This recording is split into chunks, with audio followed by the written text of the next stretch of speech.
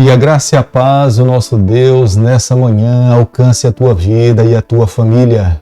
Nesse momento, logo nas primeiras horas desse dia, nós queremos ter o nosso encontro pessoal com o nosso Criador, o nosso Deus. Somos extremamente adoradores.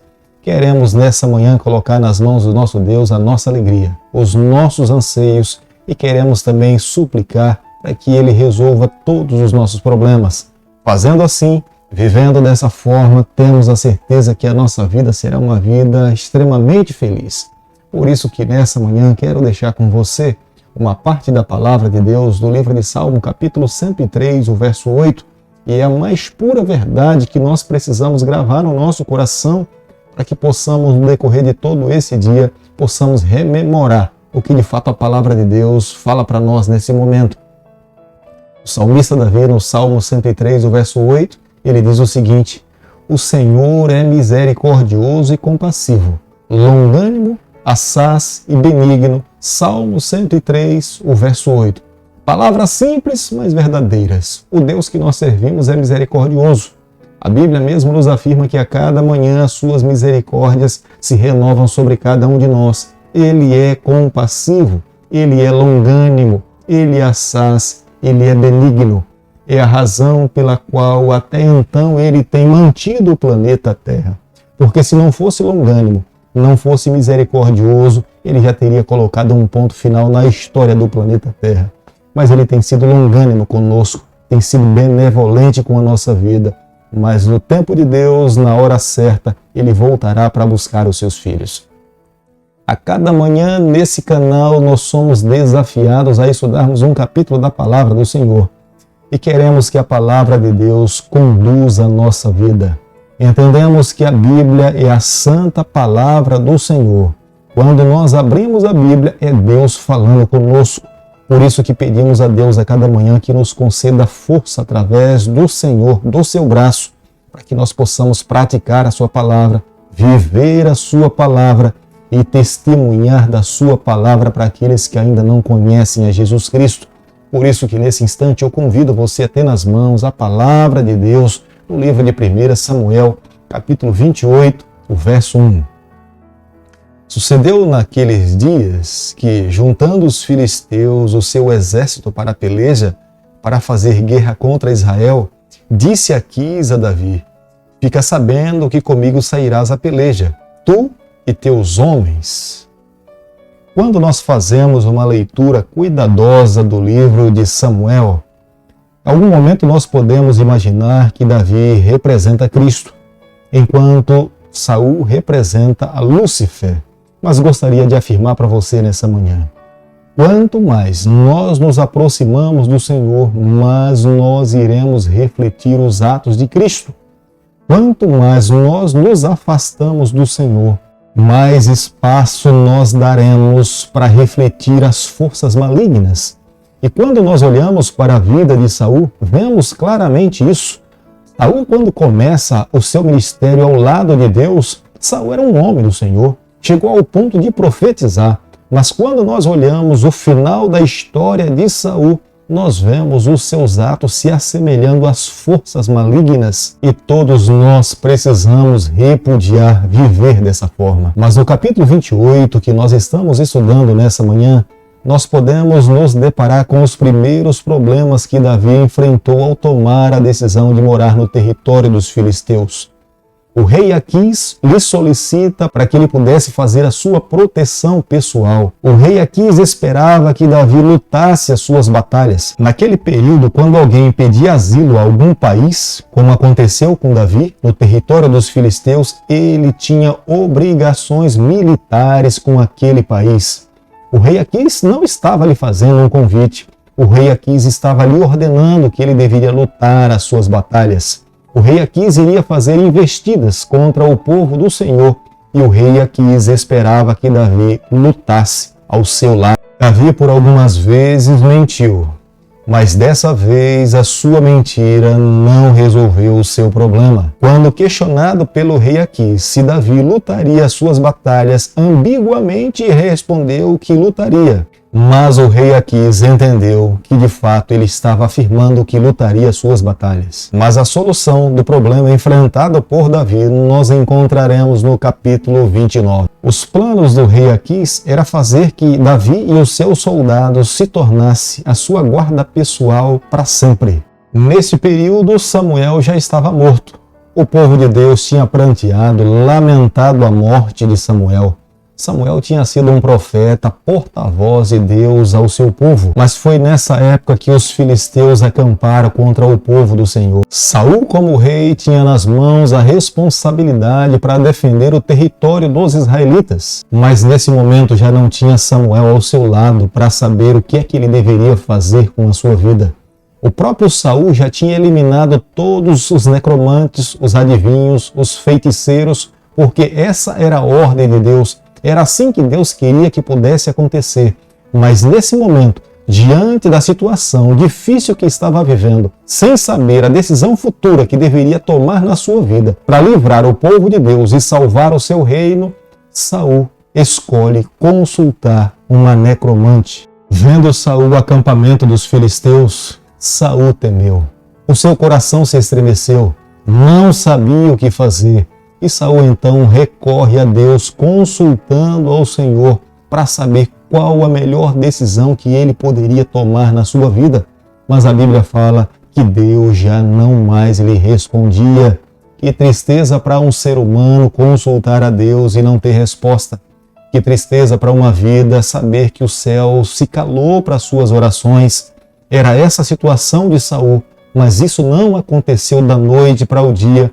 Gradativamente, Saul dava passos largos, distantes da pessoa de Deus, e nesse momento, Deus já não mais ouvia as orações de Saul. Vale a pena fazermos uma pausa nesse momento para atentarmos para um detalhe. O Deus que nós servimos é o Deus da graça, é o Deus misericordioso. Todo aquele que se aproxima do Senhor com humildade, com sinceridade e arrependimento, Deus ouve as suas orações. Saul, naquele momento, se ele tivesse aberto o seu coração, confessado os seus pecados, se humilhado diante de Deus, Deus voltaria a lhe ouvir. Mas o coração de Saul era presunçoso, ele estava ansioso, ele estava temeroso. Por isso que ele se precipita. Em vez de esperar no Senhor, ele toma decisões pessoais. Isso fez com que cada vez mais ele se tornasse mais distante do Senhor. Diante do desespero, da aflição, do problema que estava à sua frente, inúmeros filisteus, temendo, ele escolhe consultar uma necromante, uma feiticeira.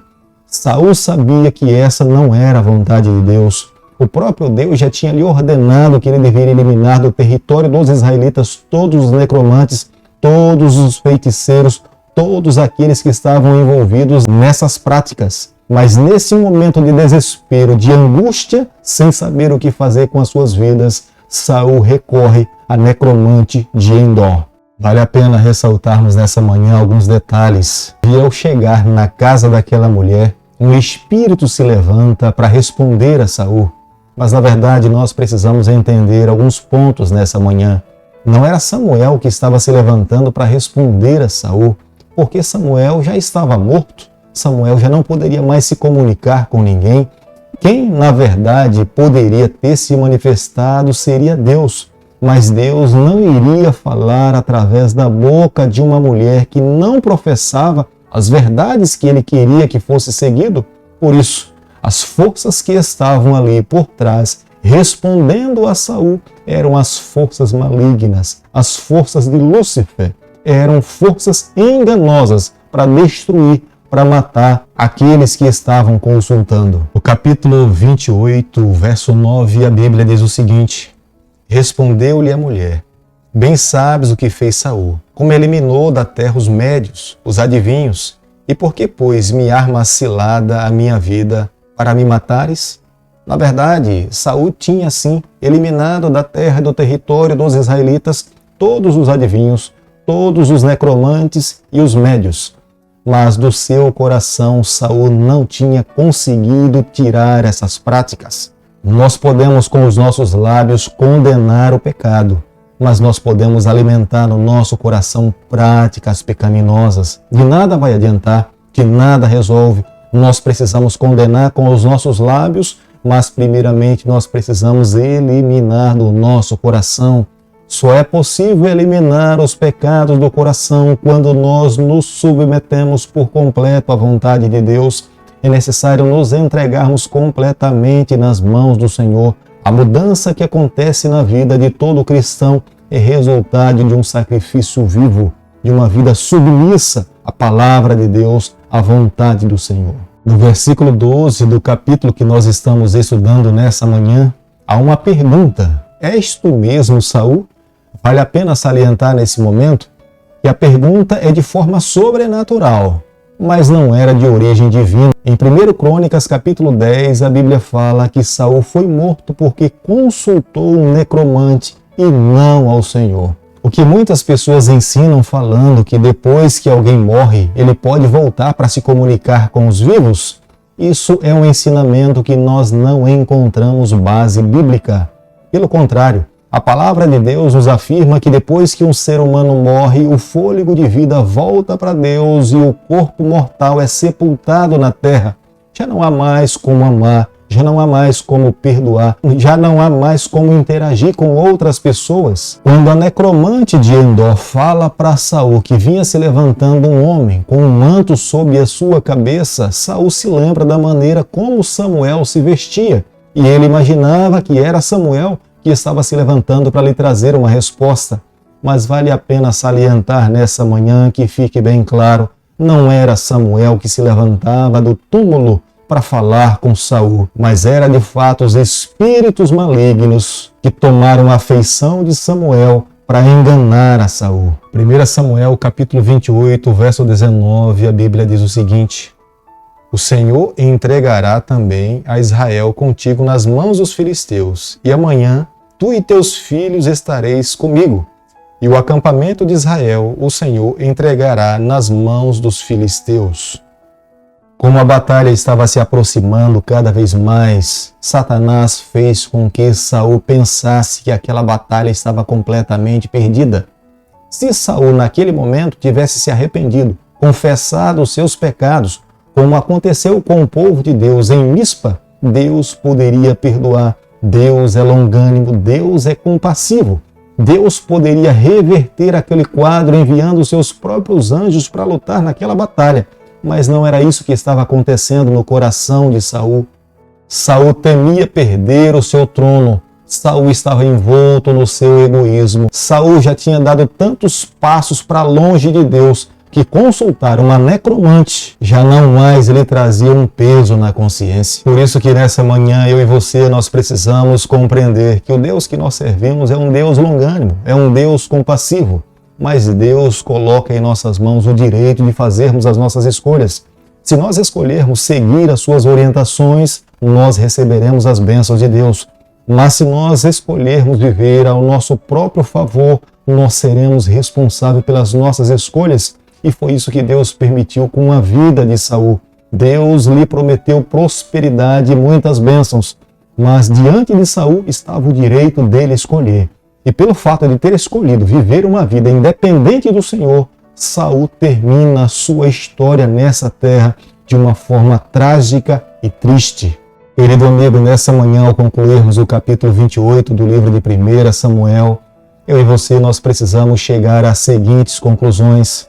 Se porventura nós já perdemos algum parente para a morte, tenha certeza, eles estão descansando o sono da morte. Um dia a palavra de Deus nos garante que quando Jesus Cristo voltar, aqueles que amaram ao Senhor, que creram no Senhor, serão ressuscitados mais uma vez e terão vida para viver ao lado do Senhor uma vida plena. Mas essa ação se dará com a voz de Deus. Nenhum ser humano nessa terra tem poder ou autoridade para levantar do túmulo alguém que já tenha morrido. Satanás pode simular para enganar alguém, para levar alguém à destruição. Quando nós, em nossa caminhada ao lado do Senhor, nós não nos entregamos para Ele por completo, nós em algum momento nos colocamos nas mãos do adversário do Senhor. O diabo não perde oportunidade para levar os aliados de Deus à destruição, à morte, ao sofrimento. A primeira oportunidade que ele encontra na vida de alguém, Ele está disposto a destruir esse ser humano por completo. Por isso que nessa manhã o meu convite a você e a mim também é que a cada dia nós andemos ao lado do Senhor. Vamos estreitar o nosso relacionamento com o nosso Deus. Vamos submeter a nossa vontade e a vontade do Senhor, a palavra dele. Vivendo dessa forma, nós teremos uma vida feliz. Querido Pai, nas tuas mãos nessa manhã nós nos rendemos. Pedimos perdão pelos nossos erros. Queremos permitir que o Senhor conduza a nossa vida. Fica conosco no decorrer desse dia. Nós oramos, nós pedimos e o fazemos em nome de Jesus. Que o Senhor te abençoe e te guarde. Que Ele faça resplandecer o seu rosto sobre você. Que Ele tenha misericórdia de você. Que sobre você nessa manhã Ele levante o seu rosto e conceda a sua paz em nome de Jesus. Amém.